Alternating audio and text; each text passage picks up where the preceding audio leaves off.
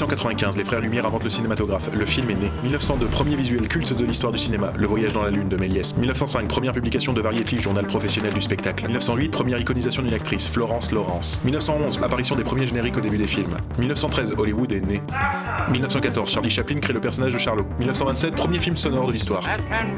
1929, première cérémonie des Oscars, Wings devient le meilleur film. 1933, sortie de King Kong avec effets spéciaux révolutionnaires. 1935, premier film en couleur. 1937, Blanche-Neige devient le premier long métrage dessin animé.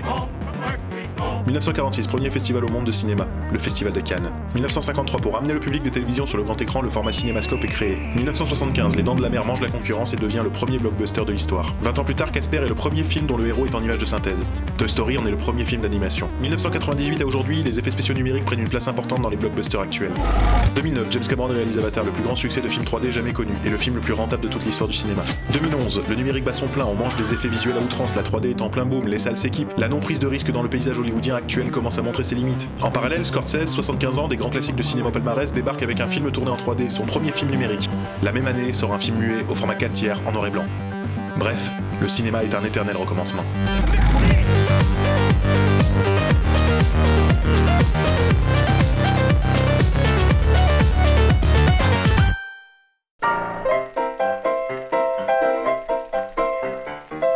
Ah, The Artist. Comment passer à côté du phénomène qui a rapporté des Oscars à notre beau pays ?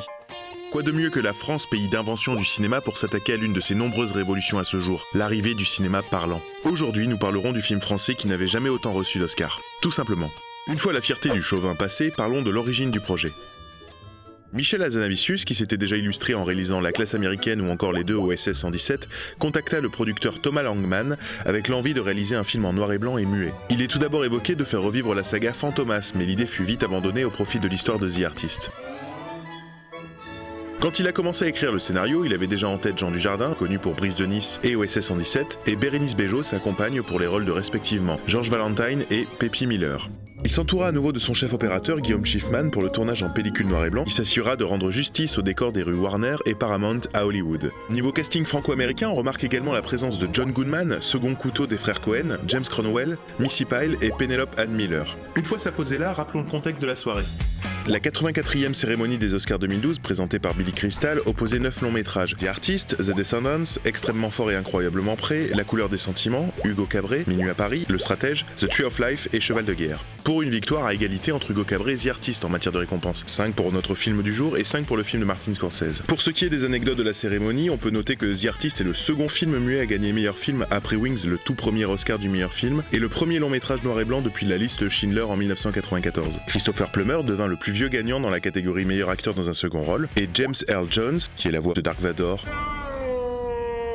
ou encore de Mufasa, ainsi que Dick Smith, maquilleur culte, reçurent un Oscar d'honneur. Rango gagna l'Oscar du meilleur film d'animation et Foncé, c'est une pépite. Cette cérémonie ne brilla pas en challenge et en surprise, la concurrence étant mince, Scorsese et Terrence Malick mis à part. The Artist, quant à lui, partit grand favori et fut un véritable phénomène en France dû à sa percée internationale et sa course aux récompenses. Mais avant tout, de quoi parle The Artist ? George Valentine est un acteur qui pèse dans le Hollywood des années 20 où le cinéma n'a pas encore connu la grande révolution du cinéma parlant. C'est une star, il fait le beau gosse, tout le monde veut sa photo et c'est dans ce cadre qu'il croise le chemin de Peppy Miller, jeune femme en émoi devant tant de charisme et d'intelligence. D'ailleurs, elle ne laisse pas indifférent notre Hubert national. Une fois remise de sa session groupie, elle décide de sauter le grand pas en participant à un casting. Elle se fait remarquer en mettant en avant ses talents de danseuse. George finira par retomber sur elle sur un plateau et décida de la faire engager sur un tournage. Tandis que Peppy Miller monte l'échelle de la starification, OSS 117 assiste en la présence de son producteur au premier essai sonore. Ce dernier lui prédit la mort du cinéma muet et lui montre son envie de se tourner vers l'avenir. Mais George n'y voit qu'une vaste blague. C'est rigolo. Il lui apprendra plus tard la décision de ne plus produire de cinéma muet pour ne se consacrer qu'au parlant. De nouveaux acteurs et actrices seront proposés au public comme porte-étendard de cette révolution, dont la jeune Peppy Miller. En gros, le vieux, c'est mauvais. C'est l'histoire de deux destins. L'un sur le déclin, l'autre en pleine ascension, qui finiront malgré eux par se rencontrer à nouveau dans ce Hollywood des années 30, en pleine révolution sonore. Et on s'arrête là pour ne pas gâcher le plaisir de découvrir ou redécouvrir le long métrage. Bon film. Mais une fois tout raconté, quels Oscars The Artist a-t-il remporté ?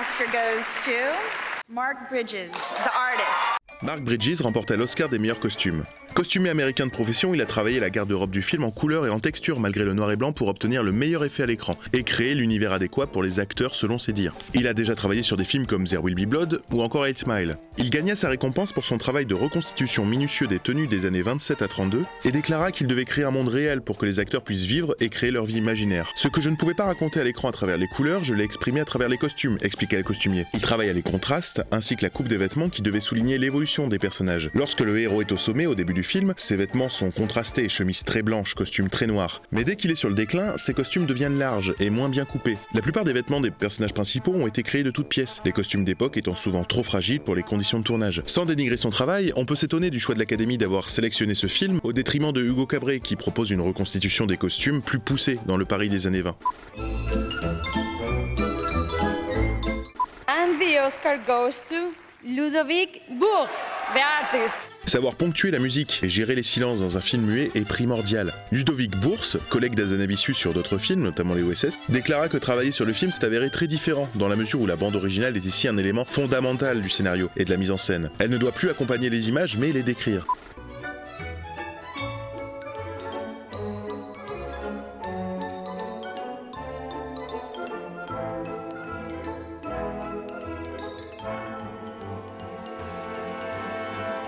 Les inspirations pour la musique passent par des références du cinéma hollywoodien, Chaplin, Steiner, Bernard Herrmann, bref, principalement de la musique symphonique, un genre puissant, orchestré, joué par plus de 70 musiciens. Le but était de rendre hommage aux grands compositeurs du grand cinéma américain. À la fin du film, on retrouve le thème de Sueur froide, Vertigo dans la langue de Kanye West, composé par Herrmann, auteur de ce morceau archi connu. Voilà. La reprise de ce thème entraîna la colère de l'actrice Kim Novak, qui reprocha à Azanavicius d'avoir triché. Elle estima que le film aurait pu être capable d'exister seul. Le réalisateur rétorqua que ce film était une lettre d'amour au cinéma et inspiré par Hitchcock. Cette reprise aurait pu l'empêcher de concourir à l'Oscar de la meilleure musique originale de film, mais l'Académie décida de le rendre éligible car 80% de la musique du film était originale.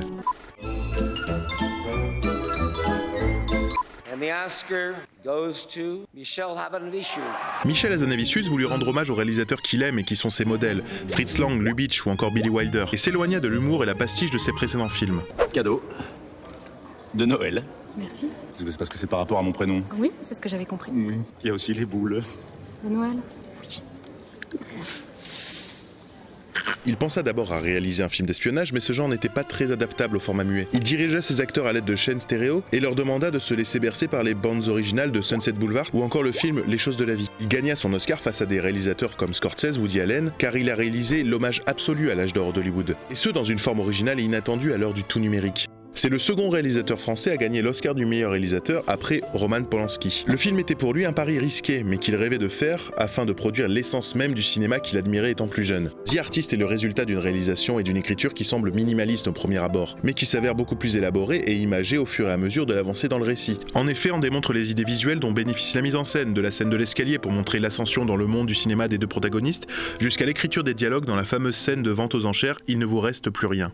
Quoi de plus que de recevoir la consécration par l'Académie hollywoodienne pour avoir réalisé un film muet hommage au grand cinéma hollywoodien.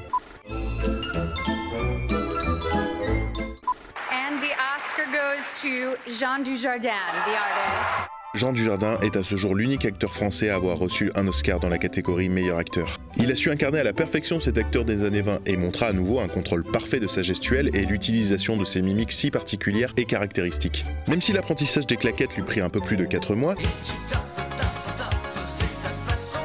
et mit sa patience à rude épreuve, estimant ne pas vraiment progresser, il confessa malgré tout y avoir pris un plaisir fou. Il partit avec un avantage face à ses concurrents, devoir exprimer son talent autre qu'à l'oral et uniquement avec le corps, chose plus technique que de s'appuyer sur des dialogues ou des effets sonores. En effet, nous faire partager sa joie, sa tristesse, sa colère, sa détresse et son incompréhension face à l'arrivée du cinéma parlant, tout ça avec la justesse de son jeu fut un élément clé à la réussite du film. Alchimie, c'est le mot qui ressortira de sa collaboration avec sa partenaire à l'écran, Bérénice Bejo. Mais n'oublions pas son fidèle compagnon Huggy qui apporta une note de tendresse à l'égard de Georges Valentine. D'un point de vue français, c'est assez incroyable d'imaginer Brise de Nice ou OSS 117 repartir avec la récompense qui semble si lointaine à nos yeux.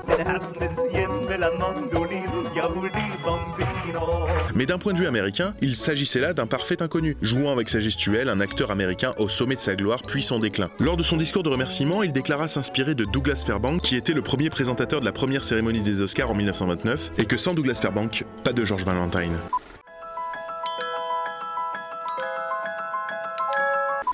Thomas Langman reçut des mains de Tom Cruise l'Oscar du meilleur film. Pour l'idée de produire un film muet à l'heure du tout numérique et à la consommation excessive de vidéos, pour son hommage à l'âge d'or, dû à une concurrence plutôt mince cette année-là, pour sa réalisation minimaliste mais classe, et pour l'alchimie palpable entre les deux personnages principaux. Le mot hommage définit le film The Artist. Et c'est là que vient l'Oscar du meilleur film. Il était naturel et sans grande surprise après avoir décrit tous les points situés plus haut que la récompense vienne à ce film. Certes, Scorsese en face posa sur la table une approche totalement différente de l'hommage au cinéma des origines. Et cette approche aurait pu séduire également l'Académie. Mais il en fut, heureusement pour nous la France, tout autrement, avec pour la première fois pour notre pays le premier film français enclin à recevoir le fameux Sésame. D'ailleurs, les spectateurs britanniques ont exigé le remboursement de leur place de cinéma pour The Artist parce qu'ils ne savaient pas que c'était un film muet. Malcolm McDowell, acteur principal du film culte de Stanley Kubrick Orange Mécanique, pointe le bout de son nez pour un petit caméo où il campe un figurant attendant de passer un casting. Jean Dujardin a juré lors de son discours de remerciement et a dû s'excuser un peu plus tard. Une fois son Oscar en poche, il tourna quelques scènes pour le film Le Loup de Wall Street avec DiCaprio réalisé par Martin Scorsese, encore lui. Le chien du film Huggy laissa ses empreintes sur le Walk of Fame, le fameux trottoir des célébrités à Hollywood. Continuons les anecdotes canines en rajoutant que s'il accompagnait si bien Dujardin, c'est que l'équipe du film glissa des saucisses sous le pantalon de l'acteur. Je suis sûr que ces informations changent votre vie. 5 Oscars gagnés, 5 Oscars perdus, égalité parfaite. Voici un retour rapide sur les statuettes non gagnées du film. Maintenant que nous avons évoqué toutes ces récompenses, qu'en est-il du film ? A-t-il eu un impact sur le monde du cinéma ? Pour rappel, The Artist devint le film français le plus sélectionné et récompensé aux Oscars avec 10 nominations. C'est donc le premier long métrage français et la deuxième production n'étant pas majoritairement anglo-saxonne, après Le Dernier Empereur de Bernardo Bertolucci en 1988, à recevoir l'Oscar du meilleur film. En termes de chiffres, on peut noter qu'avec seulement l'exploitation de 4 salles aux États-Unis, le film a pu bénéficier de $200 000 de recettes en seulement un week-end. Pour un film étranger au pays du Big Mac, c'est un record. Mondialement, il aura récolté $130 millions dans le monde pour un budget de seulement 15 millions. Et cela est dû à la communication réussie de l'équipe de production américaine du film, le fameux Harvey Weinstein, désormais tristement célèbre pour ses accusations d'harcèlement sexuel. En effet, il a vu en ce dernier le potentiel adéquat pour gagner des prix et sema le trouble quant à la nationalité du film pour une distribution plus facile aux États-Unis. Mais une fois ça dit, que retenir de The Artist ? Certains journalistes parleront d'une année maigre en grands films et ont reproché à l'Académie de ne pas sortir des sentiers battus avec un film flattant l'ego de l'âge d'or. The Artist aura eu comme impact de refaire vivre à bon nombre de gens ce sentiment de nostalgie, de nous faire redécouvrir un genre de cinéma oublié, un genre fait avec le cœur et qui cible l'essence même des émotions, rire, pleurer et s'émerveiller. C'est ce que nous aura offert l'équipe de The Artist. Et pour cela... Merci! Formidable! C'est tout pour aujourd'hui, merci d'avoir regardé cet épisode. En attendant, vous pouvez toujours nous donner un retour dans les commentaires, mettez un pouce bleu et abonnez-vous pour ne rien louper de nos futures vidéos. Ciao!